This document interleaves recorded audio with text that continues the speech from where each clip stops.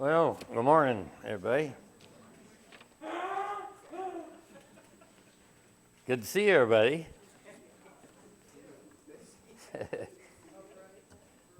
Well, first off, I'm fine. And I really do appreciate the prayers. Actually, over the last month, seems like we had a lot of challenges over the last month. It was good to know that you were all there.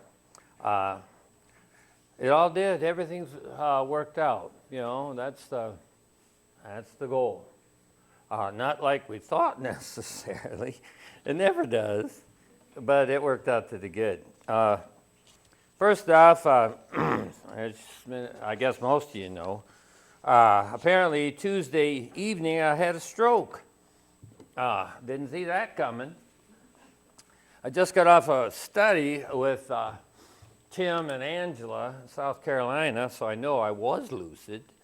Then I'd gone out to the living room and sat down, and I guess Sue was watching the TV, and I realized my left arm was numb, like totally. In fact, it felt big, and I thought, whoa, what is wrong with my arm? And so I thought I had it kinked or something, and so I was trying to straighten it out and get the blood flowing or whatever was wrong with it. And it started to get a little better. So I thought, okay, that's all that was. And then we got talking, Sue and I don't even remember what we were talking about, but it was something about a date or something, and she said, well, it's on your phone. You'd have it on your phone. And my phone was in my hand. So I looked at my phone, and I didn't know what it was. I'm looking at this thing. Sue said, open it up. And I just kept staring at it. And the keyboard, where you would put your code in, she said, put your code in, open it up. So I started pushing buttons, and Sue said, that's not your code. What are you doing?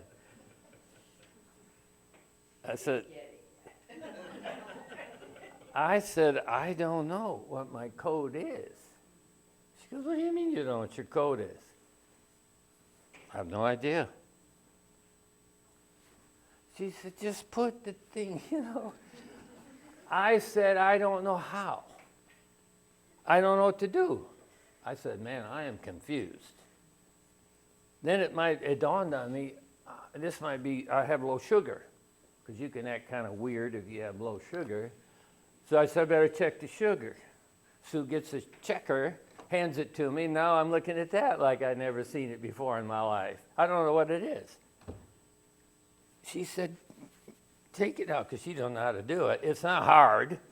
It's like a it's about a 3-step process. Takes about 4 seconds.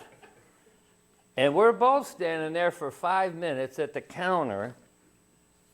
I'm trying to remember how to do it. And I don't have any idea, neither does she.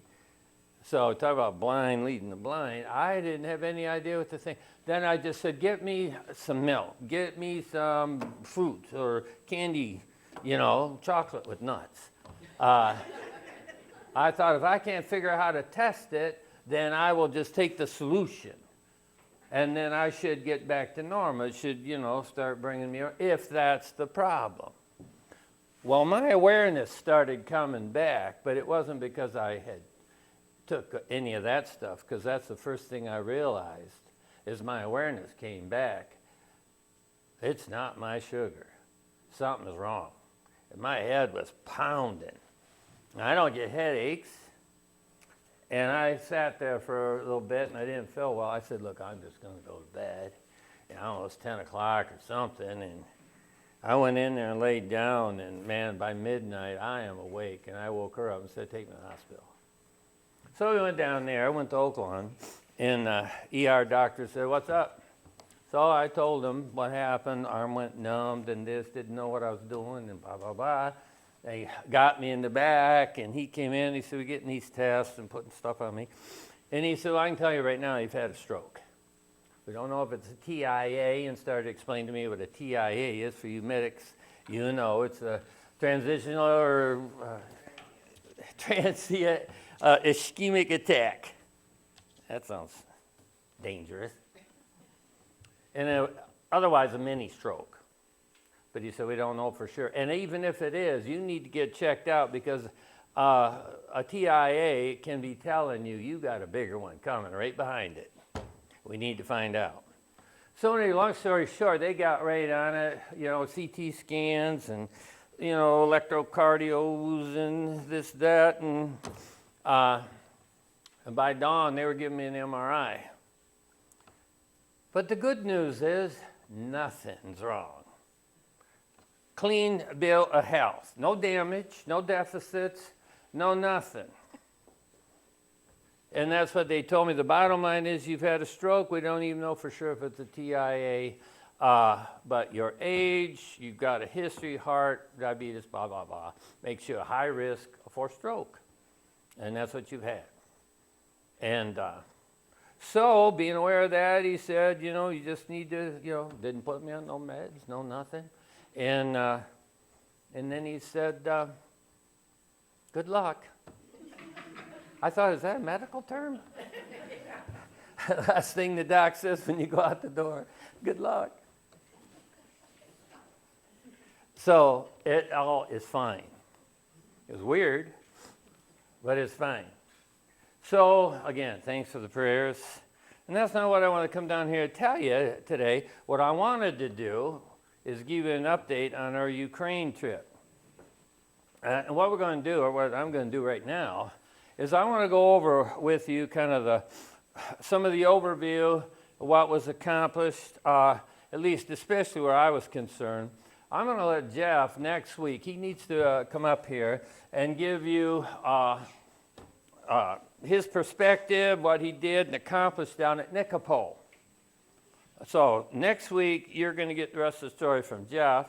But this week, I just wanted to give you the overview for us, or for the overall, the trip.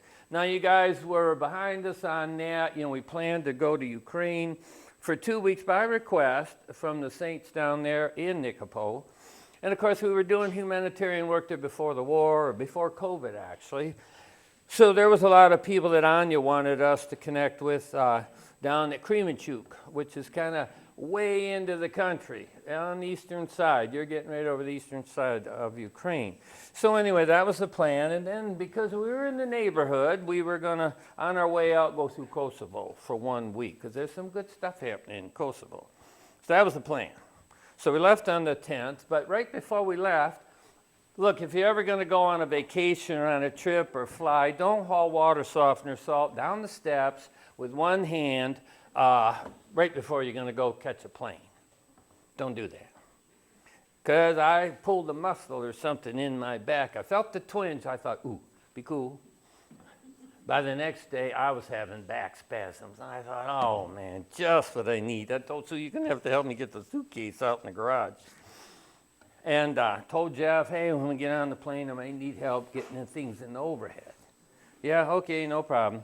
That's a 10-hour flight overall. You got, 8 hours to Frankfurt, 2 hours to Warsaw. Spent the night there. Anya met us at the airport in Warsaw. And we arrived on the 11th. We spent the night, departed on the 12th by train out of Warsaw towards the border for Ukraine.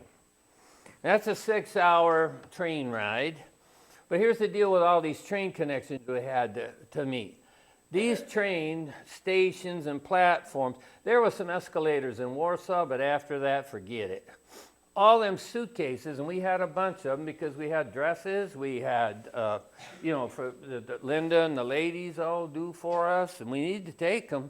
And Carolyn Barnett, yeah, besides me and Jeff, some of you might know Carolyn Barnett from Billings. She's been doing a lot of this stuff with us lately.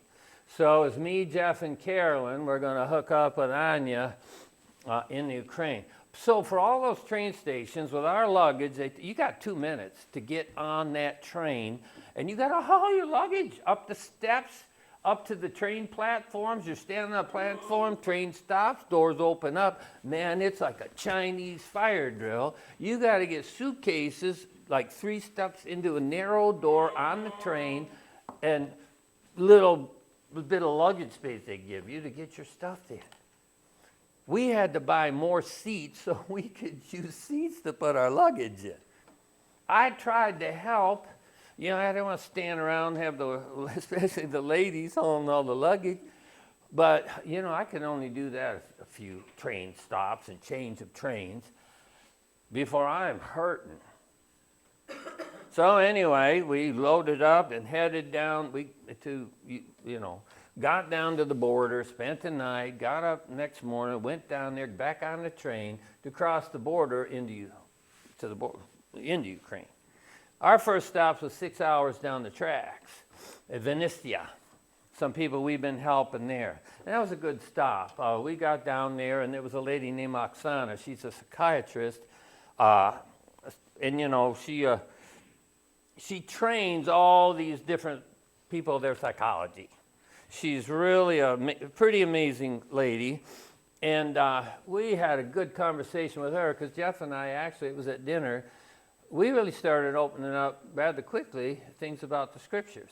And she was smiling from ear to ear, and she made a comment.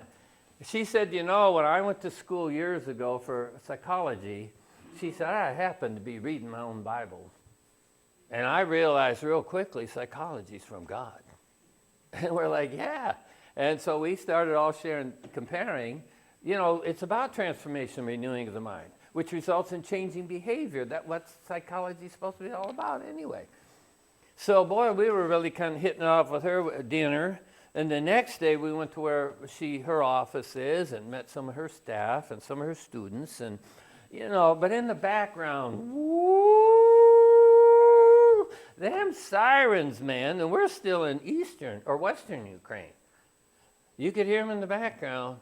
Now, when those sirens go off, that means the radars detected missiles or drones. And they instantly, the air defenses, lock onto them things, and then they calibrate that trajectory, and they send anti-missiles to hit them things. Now, the way it's set up, those batteries are outside the populated area because they want to bring those missiles down over the farmland, not over the city, dropping these pieces of missiles on people's heads. So they drop them out there. Now, Anya had this pretty cool app on her phone that the warning would come on her phone, and then it would tell where this thing is headed because the trajectory is now calibrated, and they return the fire. And then, pretty soon you get an update, they shot them down. You know, so that's how that works. Well, anyway, they were going off. They told us before we came, hey, we're getting hit. You know, Kremenchuk, where we were heading, was getting hit on a pretty regular basis. And Nikopol is right down there in the beaten zone, too. So anyway, long story short, we had a great meeting with Oksana. We got some things going on with her right now, some projects. And so back on the train the next day, and we started heading, the next leg of that 7 hours was in a van. It was in a van. So we started going down the road in the van, and about halfway down, we stopped for something to eat. And every time I was getting in and out of that van, the less I could move. And then we hit the surface of the moon. We'd hit them before the war. I never seen roads like that in my whole life. Potholes, pretty soon, if you see a tire laying in the road up ahead, you better start slowing down. There's a reason why that tire ain't on that car no more. Gee whiz, you'd see a ladder sticking out of that, or you could smell egg rolls cooking. Kidding, of course. Like that hole goes to China, man. So we hit it down there in the dark, in the pouring rain. Man, that van, bam, bam, all over the place. We were bouncing around like BBs in a boxcar. And I didn't know it. I found out when I got back. I've got some sort of degenerated disc disease or something, top of everything else. And that was just grinding on my back. And my back was so inflamed, on fire. When we finally got to that hotel, 7 hours later, after I left here, all them days before, I never cut myself no slack because we were moving. I didn't get a chance to just lay back for a day. I stood outside that van wondering how I was going to get in that hotel. Finally, got up into the lobby. First thing I saw was a chair, and I sat in it. Anya was getting the room keys. And no one really knew the pain I was in. I just, And so tried to head down. Everyone was helping me because they knew I was hurting, but they didn't know how bad. So I started down that hallway. It was dark. The numbers weren't in any kind of order. And I was trying to walk, and all of a sudden, I'm sweating. I am pale, and I'm thinking, I am not going to make it. Everything started spinning. I thought, oh, man, here I go. I pulled my winter coat off, guided myself to the wall so I could control my descent. And I slid down that wall in a heap on the ground in the hallway. Anya turned around and saw me on the floor, and she freaked out. Get ambulance! She thought I was having a heart attack. And, was wanting people to get ambulance, and Jeff comes over, he goes, what's going on? I said, it ain't my heart, Jeff, it's my back. He said, what do you want us to do? I said, get me into the room and just get me on the bed, So him and the driver, Misha, grabbed a hold of me and dragged and carried me into the room and plopped me on the bed. Anya was still freaked out. She said, we need to get you to a hospital. I said, no, just let me lay here. But I thought, hospital? I don't want to go into these hospitals here. So anyway, I'm laying there. I said, look, just let me lay here, and tomorrow I will spend the day here. You go to the orphanages, you go to the old folks' homes, and all that. You guys all go. Give me one day to not do nothing, to just lay here.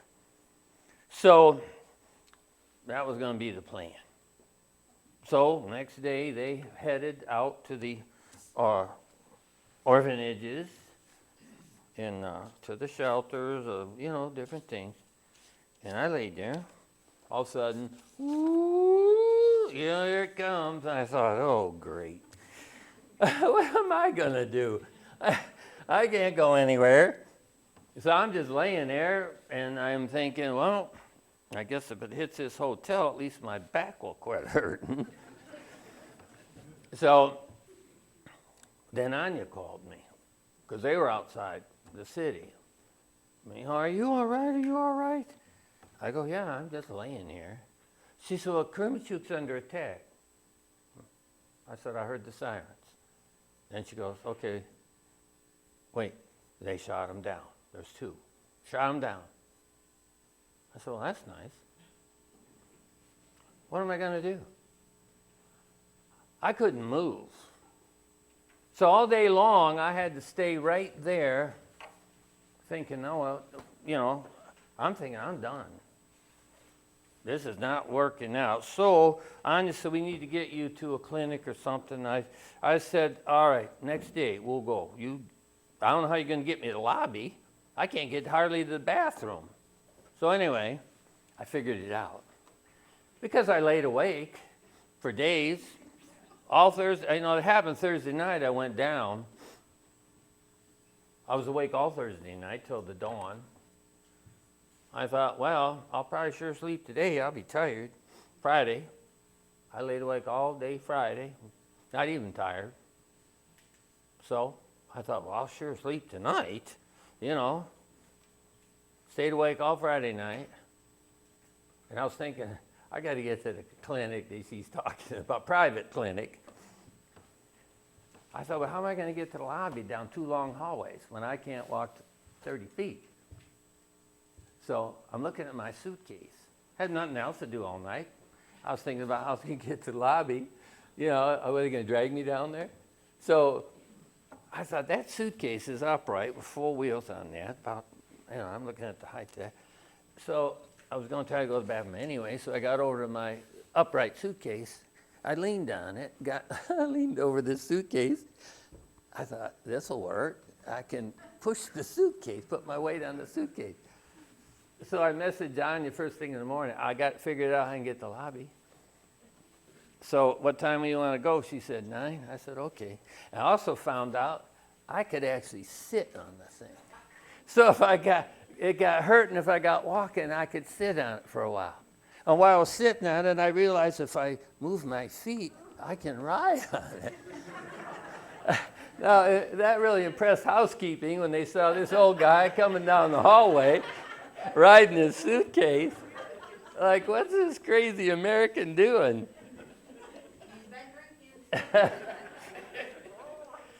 So I rode that thing down to the lobby, and I rode up to the desk clerk, and she sees me coming. I said, can I leave this here for a while? And she's looking at me like, and she said, are you checking out? I thought she meant, have you checked out? In other words, are you okay?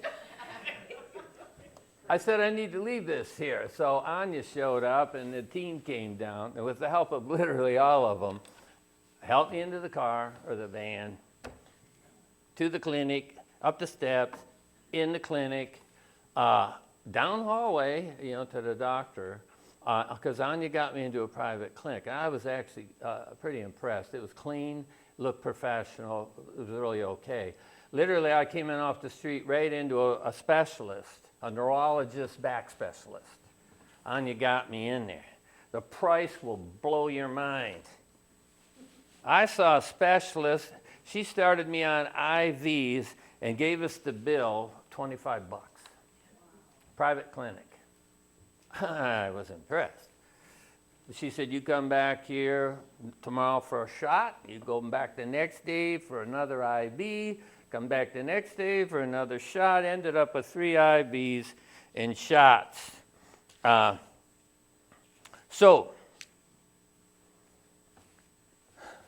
I got to where, with Anya's help and Carolyn and Jeff, that I could, in the afternoon, go to orphanages, shelters, bomb shelters that we helped with. But I had to have help every step of the way. I couldn't walk no more than 30 feet, for my back would start they had to help me. And you know what, that Ecclesiastes 4, 9 and verse 9 and 10, 2 are better than 1, because if they have good reward for their labor, for if they fall, one will lift them up, his companion. But woe to him who is alone when he falls, because you don't have no one to help him up. Man, sometimes Scripture comes so true. I mean, I was totally at their mercy. Totally. So, actually got out to where we could go to Mama Ina's for fellowship. I mean, they had to help me all the way out of the van, in Mama Nina's house, Mama Ina. Did a message, we had communion, because our driver was a Church Christ guy, and so was Anya. It was great, we were able to do that. Monday, well, I guess it was probably Sunday morning or whatever. See, everyone was concerned that I needed to get home. I was just useless. And man, I was starting to feel real bummed out about that, because the whole point was us going to Nicopol, where the brethren, where the saints, there was 100 people down there waiting for us to come. And the people were starting to worry about me, Jeff especially, thinking I need to get home.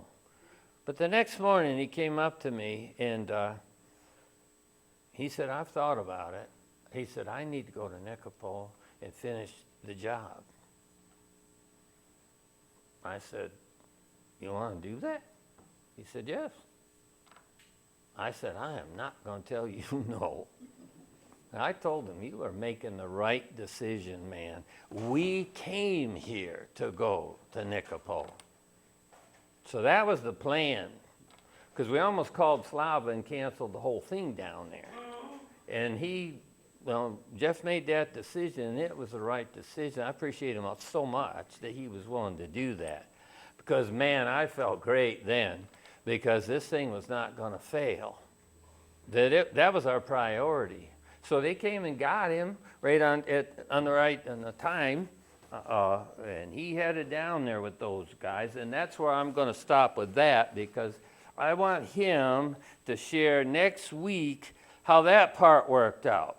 I stayed back in Cremanchuk, and with the help of Carolyn and Anya, carting me around, and to help me walk, and my suitcase, my trusty steed. Hey, I had to use it that way all the way back here. We had still a whole lot of trains and everything else to be riding on, and get back to Warsaw. We didn't even know if we were going to get across the border, because Anya said, they're closing the border. These crazy people got it blocked up. They're standing on the railroad tracks. Oh boy, there's always these challenges, But I was able to go places and talk to people that I've known from the past, people that we've helped. So I felt productive that I could at least do that. Jeff was down there taking care of things down in Nicopo. And eventually he came back on schedule.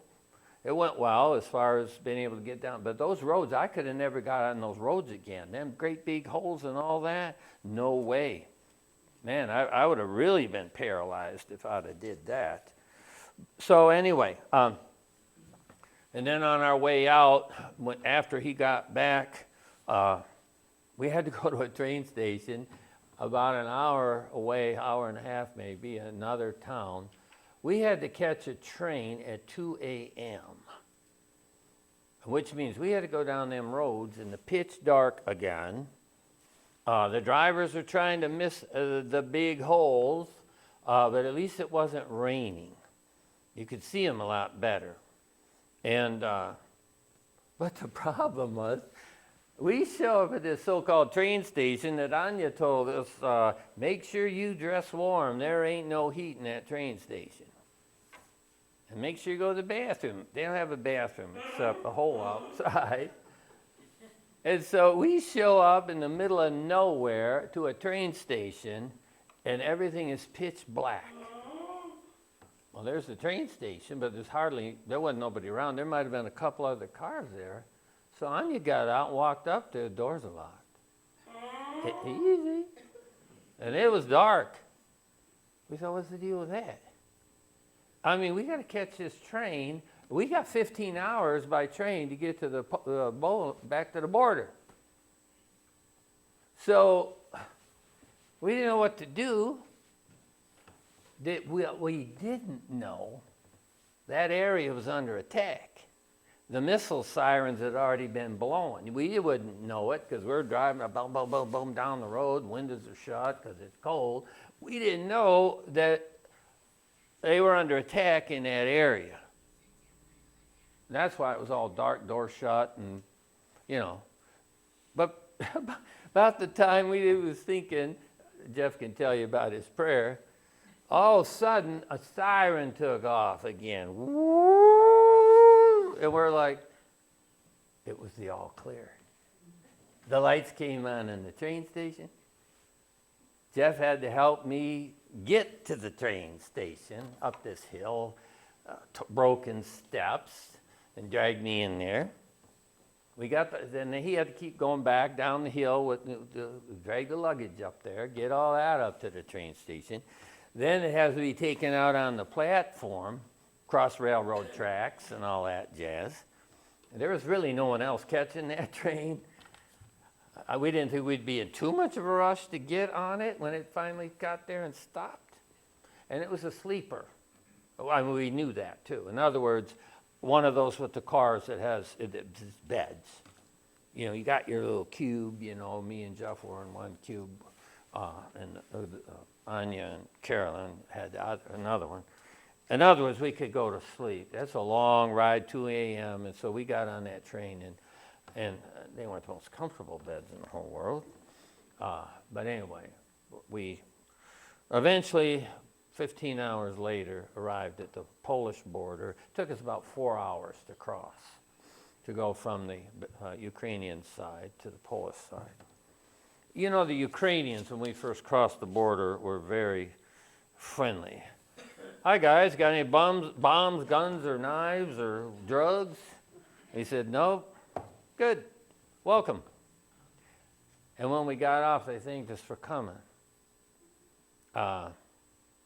They really were appreciative. In fact, some places where we went in stores and all that, and they figured out we was Americans, and we were there for humanitarian work. It was emotional for them. And us. So, as I said, we canceled that Kosovo trip. We fulfilled everything in Ukraine. So we didn't come home early from Ukraine. We came home early from, we didn't go to Kosovo because I felt I needed to get back and find out what was wrong with my back. I thought about something later. I think Brian said something this morning to me that Tina actually thought about it too. If I hadn't come back when I did, I might have had that stroke in Kosovo. Because it was 1 week later. Real close, but it would have been the end of the Kosovo trip. And if I'd have had the stroke over there, I really wouldn't want to go in their hospitals either. Oakland was great. They got right on me when I got in there at midnight, and they worked on me till morning. And I got the MRI in the morning. I really appreciate it. I wouldn't have got that kind of care in Kosovo. Now, because it turns out I had no damage, okay, then I wouldn't have had damage in maybe Kosovo either. But I could have had that stroke on the airplane. It would have just maybe complicated things. It might have held me up over there. It could have done a lot of things. I'm glad it happened when it happened. Because really, when I look back on everything overall, it worked out well. It really did, in every way. Sometimes you think, Lord, I think of the Apostle Paul, when they stoned him, they drug him out dead. Lord raised him up, and he got back in the game. But I wondered if Paul ever said, Lord, if you're going to do that anyway and raise me up, well, can you come sooner next time before they get the stones all ready to go? And I'm thinking, I do believe you're not being punished in some of the trials that we all face. Now, there are times you do reap what you sow, so you better kind of look and monitor exactly what you were doing before all this started happening to you, because maybe you just simply are reaping what you're sowing. But when you see, like many times, the righteous can be persecuted, and all who live godly in Christ Jesus will suffer persecution, that's not an indication that you're doing something wrong. Not at all. You are being tested. I shared that. I was on Bible study with Belarusians and some Ukrainians yesterday. Too, by the way, Jeff. Slava was on there. Appreciated so much we came and had that seminar, especially you being down there. I said, well, how's it going down there now? He said, you want to be here now? He said, it's bad. Place is lit up down the Nikopol. But anyway, Job is a whole book about that. Job was righteous. But boy, he ruled the day he was born. You talk about suffering, first lost all his possession, all his kids, and then he lost his health all at the same time. And of course, his friends were so shocked when they saw him. It was so bad, they couldn't even speak. They just sat with him for 7 days, and nobody said a word. Finally, Job started to speak about, again, ruining the day he was born, on his birthday, taken off the calendar, and all kinds of things like that. But his friends started to hear what they heard, that he was finding fault with God, charging God foolishly. And that's not what Job was doing. He kind of wanted to know what was going on, but what he didn't do was charge God. And that comes out very clear at the end. When God calls his 3 dumb friends front and center, he said, you don't know what you're talking about. Job does. Job is righteous and maintained his righteousness. So it's a great book on sometimes you're suffering things, and it's not because Master, why is this man born blind? Who sinned? His parents or him? Jesus said, neither. Why do people always think if you're going through that, you must have did something, man? You must have did something. Really? No. Sometimes we don't know all what God knows. We've read, I think we went over some of these scriptures even before I left. Man plans his way. It's God who directs his steps. Because if Romans 8:28 is going to prove to be true that all things do work together for good to those who love God, to those who are called according to his purpose, the only way that scripture can be maintained and true, that all things will work together for good, that means, just like the scripture says, God is in the details. Planning the way. We've been given a commission. Go ye. Go that way and get this done. Get her done, right? There's a whole lot of logistics in go ye and a whole lot of unknowns with borders and trains and, whatever, sickness, whatever. But God is in the details, and that's why it can all work out to the good, because he can work in the details. We have a worldly proverb, the devil is in the details. Well, in a way, that's a truism as well. It's just a flip side. Because everyone knows if you want to screw something up, is because you need to have control of the details. That's how you can screw things up. The bigger plan is much harder to screw up because it's general. But to make sure you get the right outcome that you are aiming for, you have to be in control of the details. And in our case, God is in the details, and he can work it to the good. So sometimes it don't exactly go like you would like to want it to go. But if it works out to the good, in fact, even a greater good, especially if it turns out where you have to suffer some, you wouldn't add that to your plan. But sometimes it needs to be in the plan. So let God do it, because he's not going to give you more than what you can take.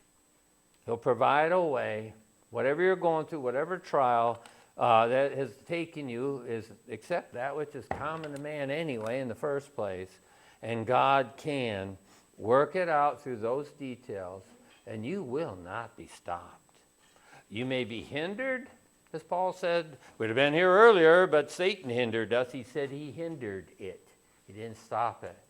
And when God works out those details, you can bet it's going to work out for his glory. And there was a whole lot of people that felt blessed that we were able to be there. And they appreciated it so much. And I just say praise the Lord for that. And the inconvenience we suffered during the time, so what? So what?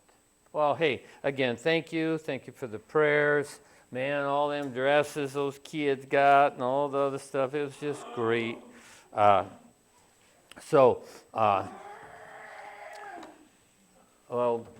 Next week, Lord willing, Jeff will get an opportunity to talk about the journey down to Nicopol and share in that. Thank you. Let's stand, be dismissed with a word of prayer.